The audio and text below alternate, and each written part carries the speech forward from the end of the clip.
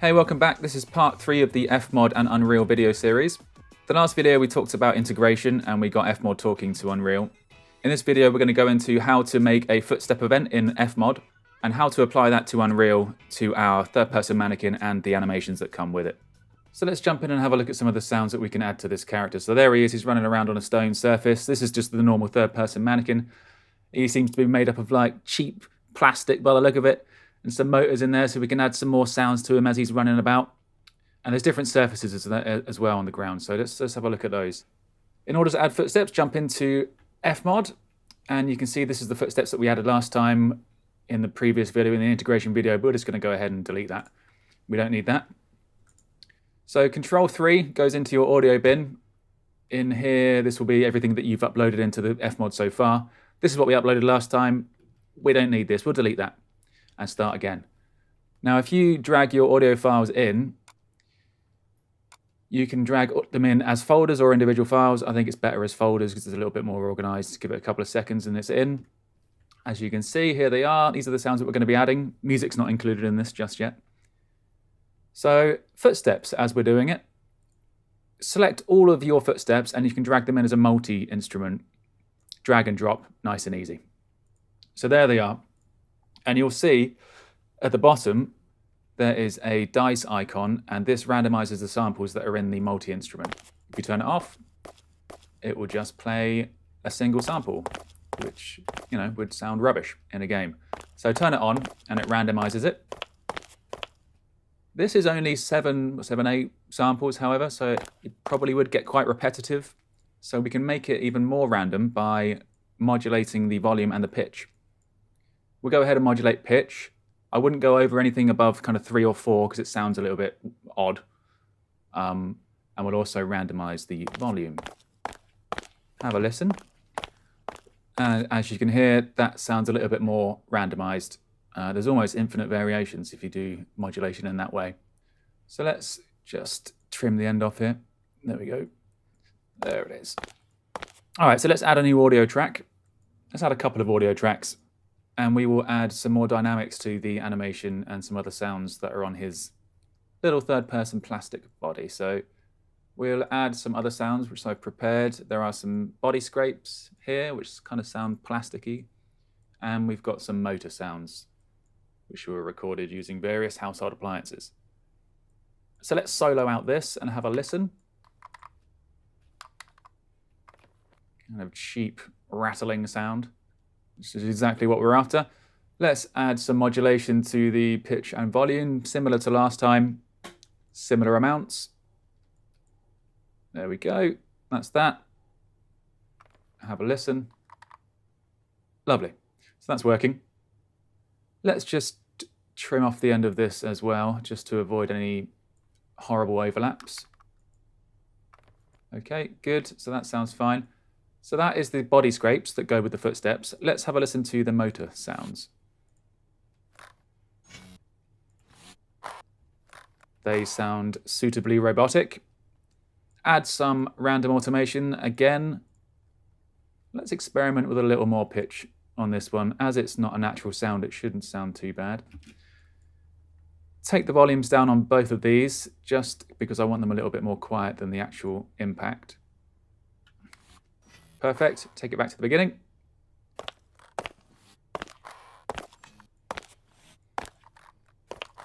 And that sounds pretty good. We now have our stone impact and body scrapes to go with it, so it should sound relatively dynamic. Let's do a little bit of housekeeping. Let's just call this footstep stone so it appears as that event in Unreal. This was our footsteps stone. Obviously, sky's the limit with the amount of sounds that you put into your footstep animation or your footstep event. It is up to you. This was body scrapes. And the last one was motors. There we go, nice and tidy. So that's it for our footstep sounds at this point. Let's go ahead and save and build. And that should push over this event along with its audio into Unreal. Let's double check that. And there it is. Okay, so how do we get this event associated with our mannequin and with our animation so it will trigger at the right time when the foot hits the ground? So the first thing we need to do is search for the animation. There it is. I've just got the basic third-person animation blueprint. Load up the blueprint. Okay, in here, go to the Animations tab, and down the bottom right, you have all of the animations associated with this cheeky little fella, this little guy here. So let's load up one. And we need to add a notify message so that at certain points in this animation, it will trigger an FMOD audio event. So let's add a notify there.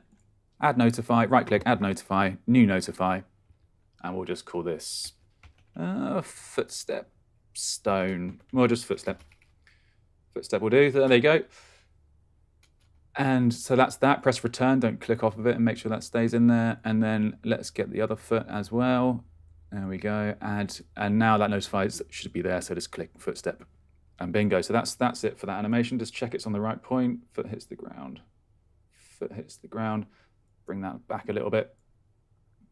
Okay, good. So let's just save that and check out the running one. There it is, add notify. Okay, that's pretty good. And the next one there. Lovely. You could add a variety of notifies here if you had different sounds for different things, such as jump or run or whatever animations are here. But for the sake of brevity for this project, we'll just stick to the single footstep notify trigger. Check out the other animations and add them where we need them. That one and another one here. Pop one there. Lovely. Save. So save each of these just to be safe.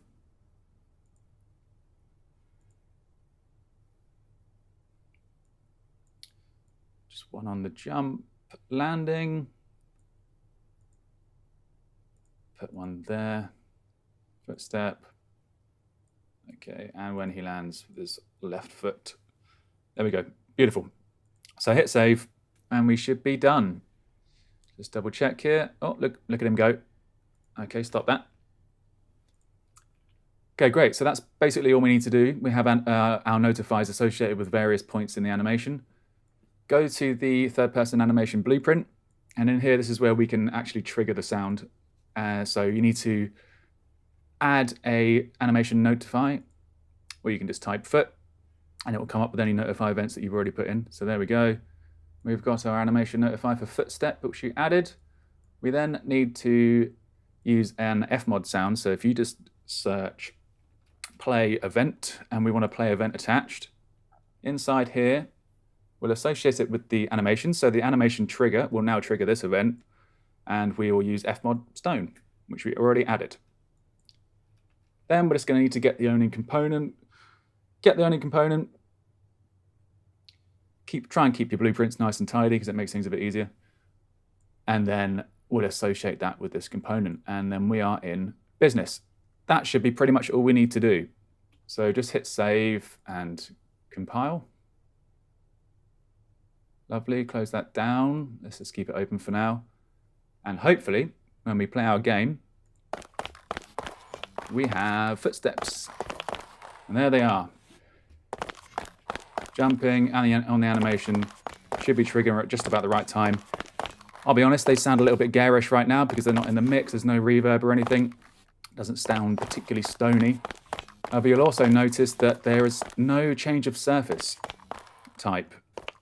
So we're going to want it to change to a snow sound when we walk onto this surface. So how can we go about doing that? Well, first thing we need to do is check that we have the correct physical materials inside our project. So if you search for physical material, and it will come up with the only one that we have here at the moment, which is physical material stone. Double click and check the surface type, and default's the only one available. So let's go and add some extra surface types that we can apply to this piece of physical material. Go to Edit, Project Settings, and if you scroll down to Physics, go down to the bottom, and you'll see that we have all these different surface types. The one at the top is default, which is exactly what it says on the tin. And we'll change surface type 1 to stone, and surface type 2 will change to snow. There we go. You don't have to save this. We now have 2 extra surface types in here. Just close that down. just open it up again and then close it again. Don't ask me why, it's a bit of a weird kink, but it just refreshes it. So load this up and there they are. So now we have stone and snow. We'll make this one stone, hit save, but we still only have one physical material, which is now stone. So let's copy and paste and change this one to snow.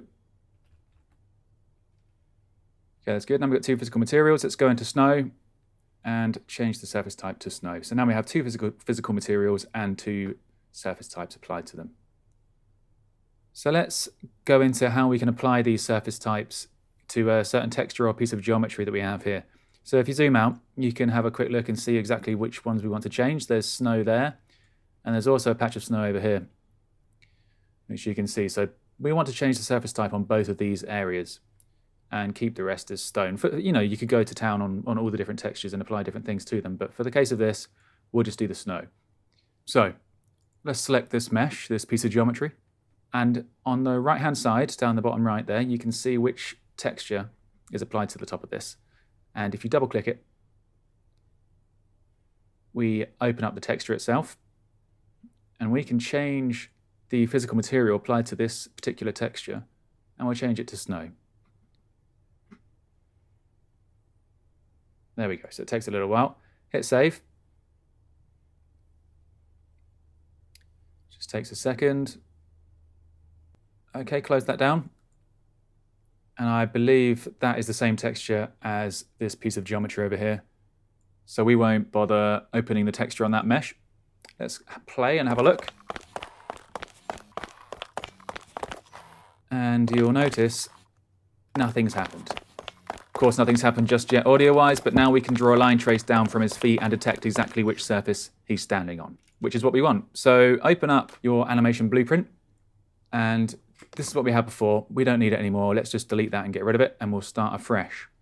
So the first thing we need to do is add a node called event initialize animation. So this basically starts up as the graph starts, and it fires off a trigger, so we can use that. Let's get the pawn owner, and then we need to cast a third-person character, and that will help us get a reference to him so we can access his mesh and all that good stuff. So hook these up. Okay, there we go. Just tidy that up a little bit. And then if you right-click this and promote to variable, there we go. That's the character reference, which we'll set. And in fact, if we just change the name of this to character reference. So that's it. We now have our character reference. The next step is drawing a line trace down from his feet and detecting which surfaces he's on so we can switch the sound accordingly. So let's go ahead and do that. Grab your notify, which is the notify that we've got on the animation. There we go. Get character reference, and then drag it out and get socket location of the mesh. The mesh of the character, mesh of the guy on the left.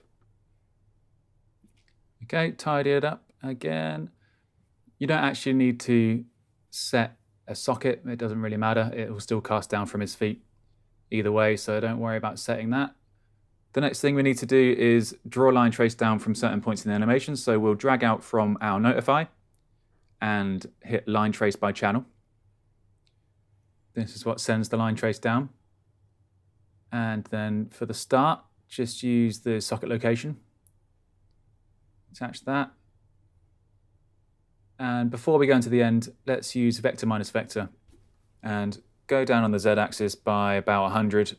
This will just make sure that you don't, well, A, that you don't collide with the character's mesh, and B, that you actually collide and penetrate the surface below you and detect what surface it is.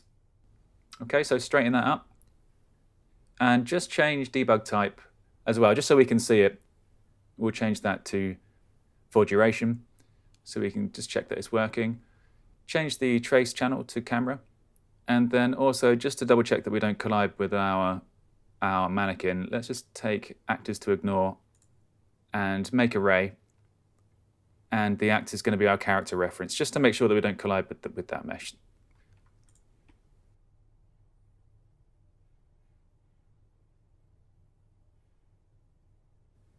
Okay, let's just check and see if we've hit something with the return value. Take this out and hit branch. And if we hit something, we need to break the out hit result. So type that in. And you'll load this up, and it's got quite a lot of stuff in here. What we need to use is the fizz material. This will help us get a reference from what we've collided with, and we want it to tell us what the physical material actually is below. So target is surface type, and now we have that. We can drag this out and just type in switch, and we want to switch on physical surface, and you will notice that that has already pre-populated with stone and snow, which is the surfaces that we added to the project settings. Okay, so now we have that. We obviously need to associate FMOD sounds in our events with the snow and stone parts of the trigger, parts of the switch and the change. So first thing we need to do is search for our FMOD sounds. Use play event attached as per last time. And we're going to need 2 of these because we've got 2 different surface types that we're using. And then change the event on this to footstep stone. Obviously we haven't set up our snow footstep yet, but we'll do that shortly in FMOD. Attach this one to stone, so this will activate the stone event whenever we collide with the stone surface, and attach the other one to snow, and we will change to the snow sound. So there we are. That's the basic blueprint. In order to get this to work, to get the switch to work, you can add as many different types of surfaces as you like. I know it's a little bit messy, this blueprint, but if you copy it exactly, you should be pretty much fine. There is actually one thing I noticed I've just missed. Just type in get owning component, just like the first time round, and attach this to both of your sounds, both of your play events. And that's it. So now we have surface change and different sounds associated with different FMOD events. Of course, we're missing one major piece of the puzzle here, which is the snow event that we've made in FMOD. So we already have our stone footsteps, but we don't have snow. So in order to do that, let's switch over to FMOD. And there's various ways to do it. This is the event that we set up earlier. So you could do it by automating. So we could add a new audio track. We could put our stone samples in here. We could automate the volumes of each so that could be changed within the blueprint and the game. So if you add a parameter and just click OK. And inside here, you see there's different tabs. There's a timeline tab and a parameter tab. Inside the parameter tab, we would double click and have the volume on as low as possible at the beginning, and then we'll go plus 10 dB for at the top of the parameter, and you'll notice that turns that up and down. So these things would be changeable within the code and within the game. However, in this case, we'll just undo that. We don't need to do that because we've only got 2 sounds. We'll just duplicate this, and we shall call this one snow, surprisingly enough. So now we have footstep stone and footstep snow. Let's assign this to the master bank. And then if you load up control 3 to load up your audio bin, and just clear the audio from this multi-instrument, and we will add the new light snow sound effects, which I prepared earlier. So we'll just drag these in, drag them into the multi-instrument slot, and there they are. Let's have a listen. Sounds suitably crunchy. It comes with the same automation that was in the stone footsteps, so we'll just keep that and hit save and build. And that will push this event over into Unreal so we can add it to our component. In fact, before we move on, there's probably a little bit of a volume difference between those two, so let's just bring snow down a bit. That's a bit more level. Okay. Save and build again. Now we should have our snow event in Unreal. So we can now, let's just hit save to make sure it refreshes. And there it is. We have snow. So that should hopefully, if we compile and save, if we close this down, when we go into our game, we should have 2 footsteps. Okay, so we have line trace drawing down, which is a good sign. The debug is working. So you can see the line trace. However, we don't have a sound on stone, but there we go. So we do have snow. And that is because that is the snow surface, and the rest haven't been assigned to the stone surface. So probably that's set to default, I would assume. So rather than us going into each texture and changing it to stone, let's just put default to play the stone. A little bit of a shortcut, but let's go ahead and do that. That'll save us a little bit of time. So let's try that now. Bingo bango, we're in business. So that's working. Let's check the surface change is working. And there we go. So that changes on snow. There's other ways you could have done this. You could have had double walls, double invisible wall triggers. So as you walk through one, it changes over into snow, such as going over here. But this seems more efficient if you apply it directly to the textures. So as the level design is working on new levels, the footsteps will automatically be applied. To get rid of that line trace, because it looks pretty ugly, we'll just go back into the blueprint. And if you scroll back over to your line trace by channel and just go down to the debug type and change it to none. Compile and save and go back into your game. And there we go. So it's still drawing a line trace down, you just can't see it. And it's in our level. So that's pretty much it for this. Sorry it's been a bit more of a laborious and longer video than you might have expected, but we've gone into more of the background on the blueprints and the animations and a little bit of focus on FMOD. In the next video, we'll be focusing a lot more on how FMOD works, how we can add ambient effects and scatter effects to this scene, and get a bit more life into this particular scene. So you can either jump straight over to that video and see how we can progress with FMOD, or you can jump over to the Wwise side of things and see how footsteps compare. All right, cheers, bye.